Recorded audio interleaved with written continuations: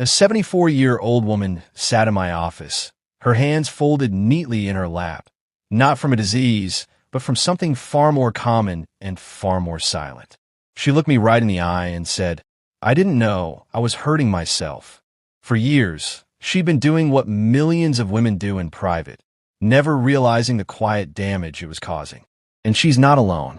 I'm Dr. Rachel Bennett, a physician specializing in geriatric care, and I've spent over 3 decades helping older women protect their vitality, intimacy, and dignity. I'm here to tell you what most doctors won't after 60, masturbation changes. If you don't adapt, it can quietly affect your body, your mind, and even your sense of womanhood. You've been told it's natural, harmless, even healthy. But what if I told you that how you do it matters more than you think? In this article, I'll share 5 critical masturbation secrets that older women wish they'd known sooner. Truths that could preserve your sensitivity, protect your pelvic health, and even reignite your confidence. Stay with me until the end because the final secret could change the way you age, connect, and live for years to come. This conversation might be overdue, but it's not too late. Let's begin by uncovering the first truth. A secret that's quietly reshaped the lives of many older women once they finally understood it. Secret 1. Your arousal is no longer the whole story, and that's okay. I remember the moment an older woman 72 years old looked at me with a mixture of frustration and shame. "Doc Pitt," she said, "I can't do what I used to do. Does that mean I'm no longer a woman?" That question broke my heart because it's a belief. I hear from so many women who walk into my office quietly panicking about a change they were never prepared for. They notice things aren't as wet as fast or as intense as they once were. And sadly, most of them assume it's the end of their sexuality altogether. But here's the truth. I wish every woman over 60 had learned earlier. Your arousal is no longer the whole story. And that's not failure. That's evolution. You see, as we age, our bodies naturally shift. Blood flow slows, hormone levels fluctuate, and nerves take their time. What once seemed automatic now requires patience and intention. But this doesn't mean your sexuality is broken. In fact, it can become more meaningful than ever once you stop measuring it by lubrication alone. The world you grew up in praised a certain kind of response, equated femininity with being effortlessly receptive, and rarely made room for vulnerability. No one pulled you aside to say, "Hey, pleasure still matters. Connection still matters." And you don't need the perfect response you had at 25 to have either. I've had patients who went years believing they were somehow defective when all they needed was a new understanding of how their body was evolving. Many never realized that orgasm and peak arousal are not the same thing. You can still experience deep release, emotional intimacy, and physical satisfaction without the full gushing response of your youth. But because no one taught us this, so many women suffer in silence, believing they've lost something that was never gone, just changed. What matters now is not performance, but presence, not pressure, but permission. When you stop chasing what was and start exploring what is, you open the door to a new kind of intimacy, one rooted in patience, curiosity, and self-respect.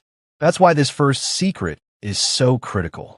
I've seen lives change when women finally understand they are still whole, still worthy, and still capable of pleasure, even if the path looks different than it used.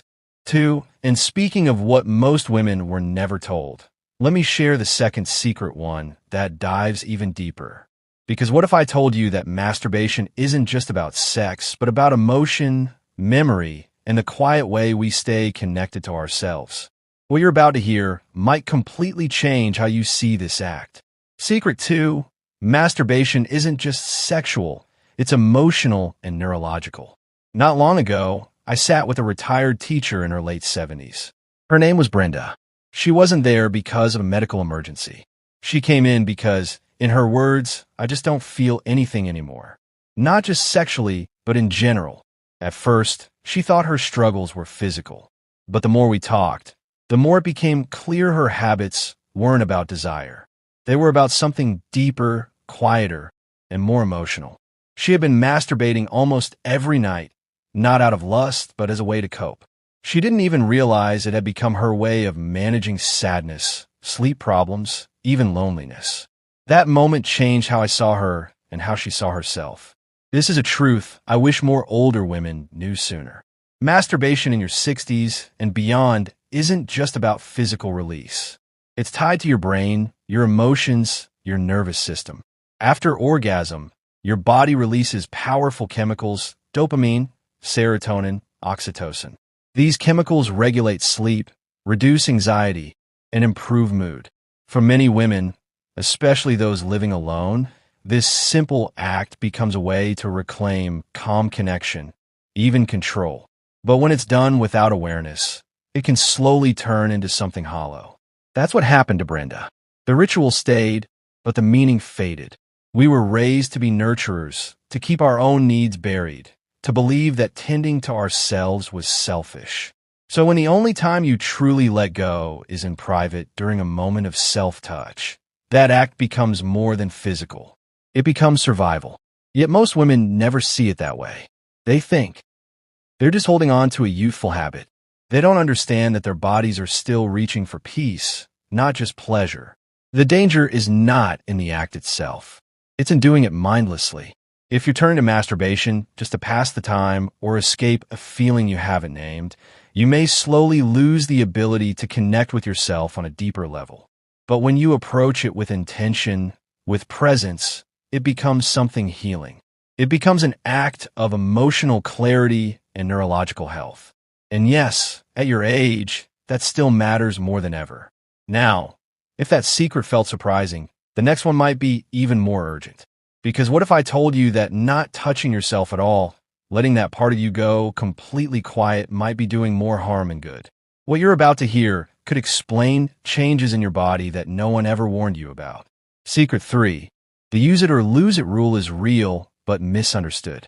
I remember Frances clearly. She was 74, widowed, and had just started dating again after more than a decade alone. When she came to see me, she wasn't excited. She was ashamed. "I finally found someone," she said, "but my body, it doesn't work anymore." You could hear the heartbreak in her voice. She thought something was broken. She thought it was too late. But what she didn't know, and what so many older women never hear, is that it wasn't dysfunction, it was disuse. This is a secret I wish every woman over 60 could understand. Sooner, your sexual function isn't just tied to age. It's tied to activity. Just like your muscles weaken without movement, the tissues and blood vessels in your vagina and clitoris respond to how often they're used. When there's no stimulation over time, the vaginal walls can thin and become dry, a condition known as atrophy.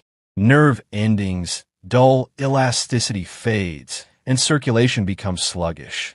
And unfortunately, no one ever tells you this is happening until it already has. Frances hadn't touched herself in years, not because she didn't want to, but because she thought it no longer mattered. Life had dulled her desire. She let it go, thinking it was the natural course of aging. But inside, her body had been quietly adapting to that neglect, closing doors that could have stayed open with just a little attention. The good news, it wasn't too late. With gentle, consistent stimulation, no pressure, just presence, and often with the help of a good lubricant, she began to feel things again. It wasn't immediate, but slowly her body remembered, and with it, a piece of her confidence came back to life. So many older women think that unless they have a partner, their sexual health isn't worth maintaining. That belief is not only untrue, it's harmful. Masturbation at this stage of life isn't just about pleasure. It's about keeping your systems active, your tissues healthy, and your body engaged. It's about the simple but powerful truth you still matter, and your body still wants to respond if you give it a chance.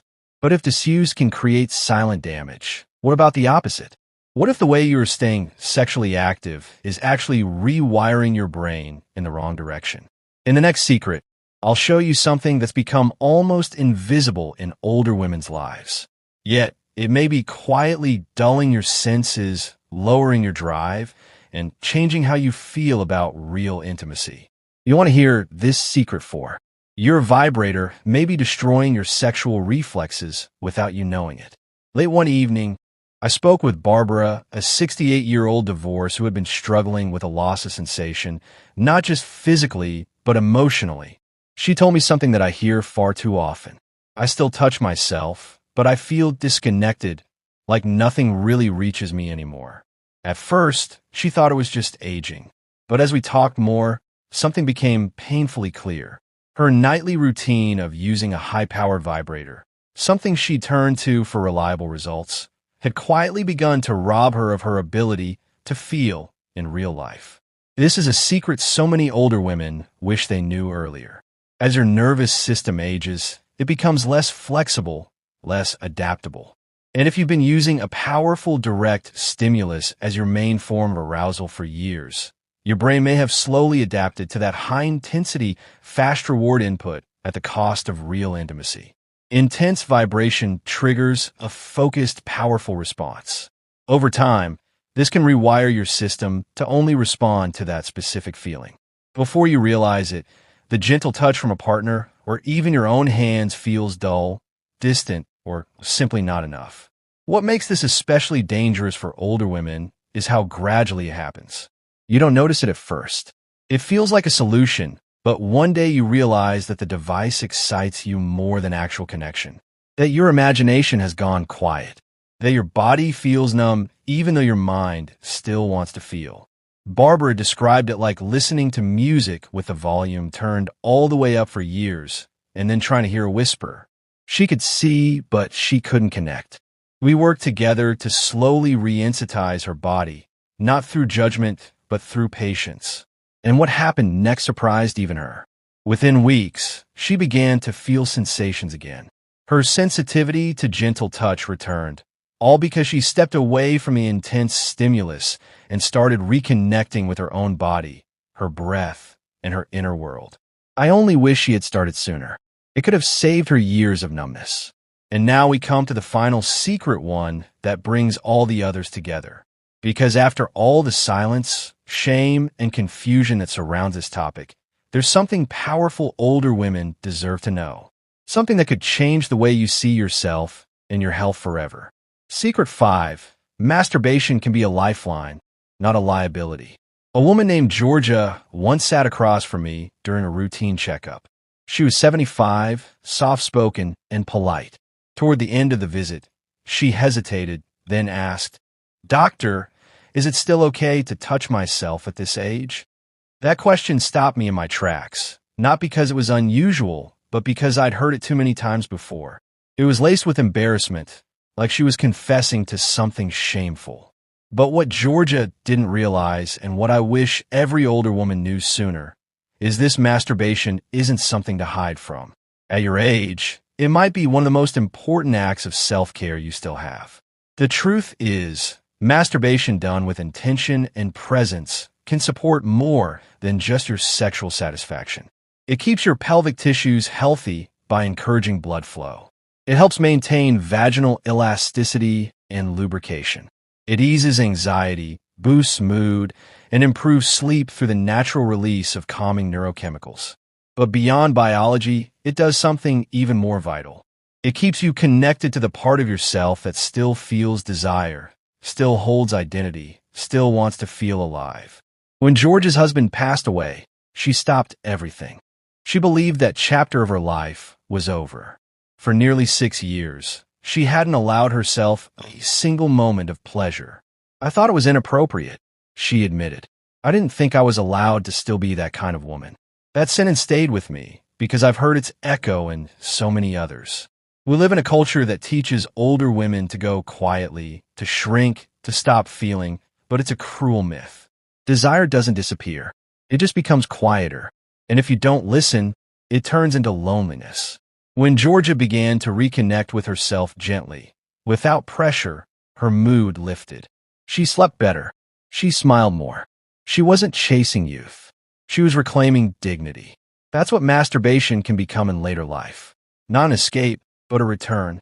A way to say, "I still matter." A final word from Dr. Bennett. Your story still matters. If you made it this far, I want to thank you, not just for reading, but for having the courage to face a subject most women your age were never given permission to talk about. These 5 secrets aren't just medical advice. They are hard-earned truths from women who quietly wish they had known sooner.